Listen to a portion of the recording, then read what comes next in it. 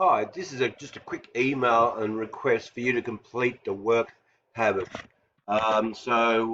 Here you're in the class page of your science subject.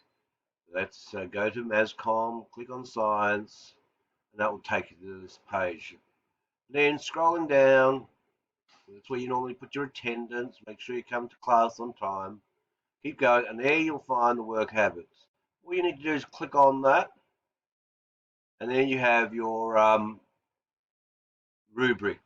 So now all you have to do is look at effort. In other words, your attitude to learning. Okay, what do you think your attitude to learning is? Which one of those suggests is what you do or feel you do? Then your behavior. Okay, and mainly it's about whether you're self-motivated while learning. Again, read through each of these and decide which one.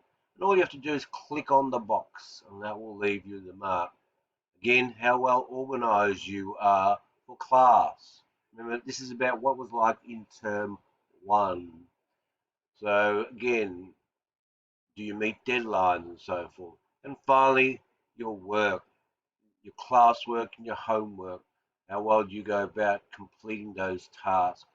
Click on that, and once you've done that, you just press on I have submitted my work in person. That's all there is.